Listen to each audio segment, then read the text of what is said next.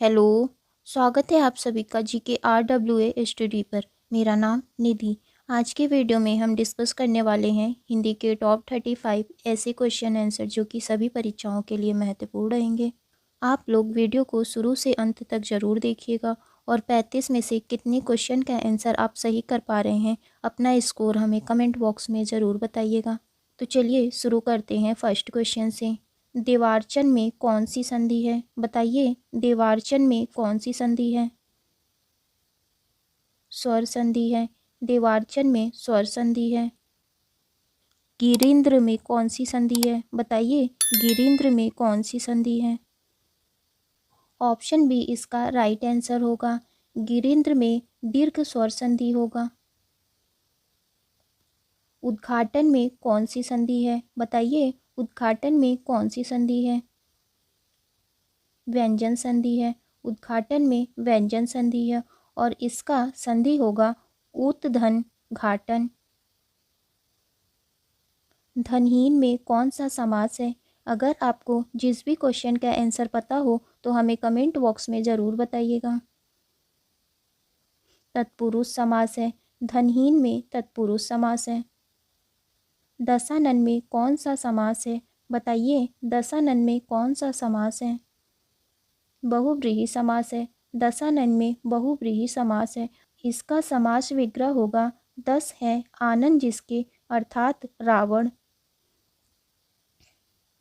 त्रिलोचन में कौन सा समास है? बताइए, त्रिलोचन में कौन सा समास है? इसमें भी बहुव्रीहि समास है। त्रिलोचन में बहुव्रीहि समास है और इसका समास विग्रह होगा 3 नेत्रों वाला, अर्थात शिवजी। पहाड़ किसका पर्यायवाची शब्द है? बताइए, इसका राइट आंसर क्या है?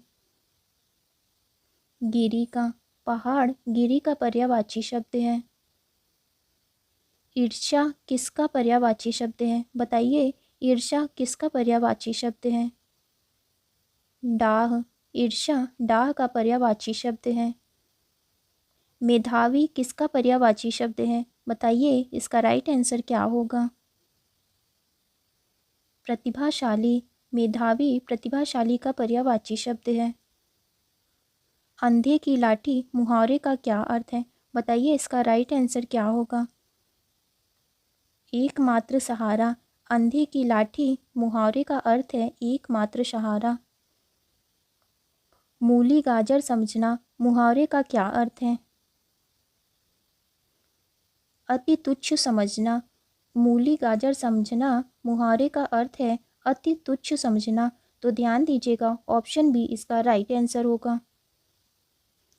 ऊँट के मुंह में जीरा मुहावरे का क्या अर्थ है? बताइए, ऊँट के मुंह में जीरा मुहावरे का क्या अर्थ है? आवश्यकता से कम। ऊँट के मुंह में जीरा, इस मुहावरे का अर्थ है आवश्यकता से कम। जहाँ एक ही शब्द से अनेक अर्थ निकलते हैं वहाँ कौन सा अलंकार होता है? श्लेष अलंकार। जहाँ एक ही शब्द से अनेक अर्थ निकलते हैं वहाँ पर श्लेष अलंकार होता है। यह क्वेश्चन काफ़ी ज़्यादा इम्पॉर्टेंट है। चारों ओर उज्ज्वल चांदनी फैली है। बताइए, इसमें उज्ज्वल का शुद्ध रूप क्या होगा? ऑप्शन डी इसका राइट आंसर है। उज्ज्वल में दोनों ज आधा होगा। तो ध्यान दीजिएगा, ऑप्शन डी इसका राइट आंसर होगा। अमानवीय में कौन सा उपसर्ग है? बताइए, अमानवीय में कौन उपसर्ग है? अ। अमानवीय में अ उपसर्ग है। चोर की दाढ़ी में तिनका का क्या अर्थ है? ऑप्शन सी इसका राइट आंसर होगा। अपराधी सदा शंका में घिरा रहता है। चोर की दाढ़ी में तिनका, इसका अर्थ है अपराधी सदा शंका में घिरा रहता है।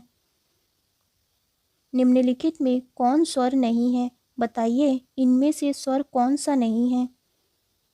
छ। छ स्वर नहीं है, जबकि अ, उ, ए ये तीनों स्वर हैं। और ध्यान दीजिएगा, स्वरों की संख्या 11 होती है। निम्नलिखित में से कौन सा पश्च स्वर है? आ पश्च स्वर है। निम्नलिखित में से कौन एक संयुक्त व्यंजन नहीं है? बताइए, इनमें से संयुक्त व्यंजन कौन सा नहीं है? श संयुक्त व्यंजन नहीं है। और ध्यान दीजिएगा, संयुक्त व्यंजन की संख्या 4 होती है। निम्नलिखित में कौन सा तालव्य व्यंजन है? बताइए, इनमें से तालव्य व्यंजन कौन सा है? ऑप्शन ए इसका राइट आंसर होगा। च, छ, ज, ज ये चारों तालव्य व्यंजन हैं।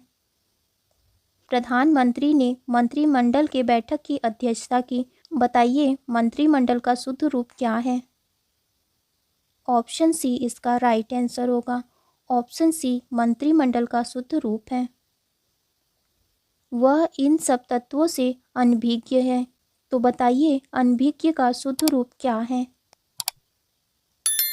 ऑप्शन डी इसका राइट आंसर होगा। ऑप्शन डी अनभिज्ञ का शुद्ध रूप है। निम्नलिखित वाक्यों में से कौन सा ऐसा वाक्य है जिसकी क्रियाकर्ता के लिंग के अनुसार ठीक नहीं है? ऑप्शन सी इसका राइट आंसर होगा। हाथी सोती है, यह लिंग के अनुसार ठीक नहीं है।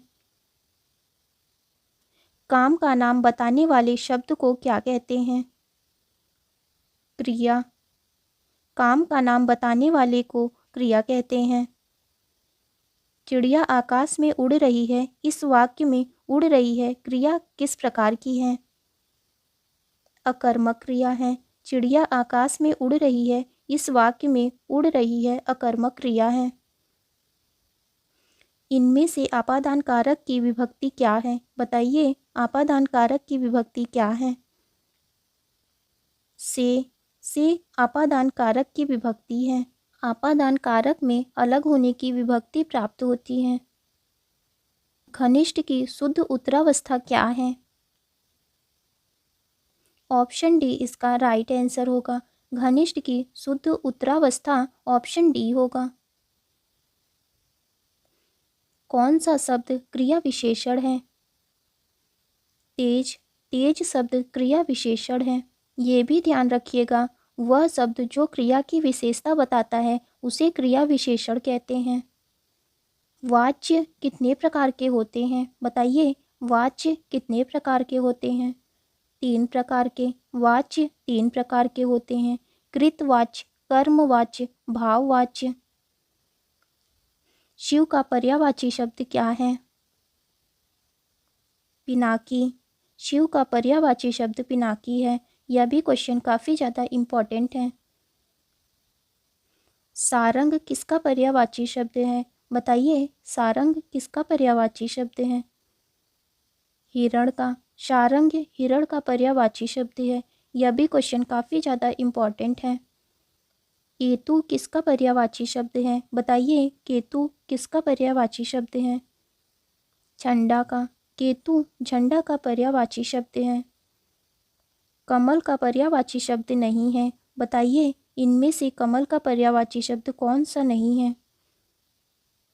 ऑप्शन बी इसका राइट आंसर होगा। कमल का पर्यायवाची शब्द रसाल नहीं है और रसाल का अर्थ है आम, जबकि नलीन, उत्पल, राजीव ये तीनों कमल के पर्यायवाची शब्द हैं। शोषक का विलोम शब्द क्या है? यह आपका टेस्ट क्वेश्चन होगा। इसका आंसर आपको कमेंट बॉक्स में बताना है।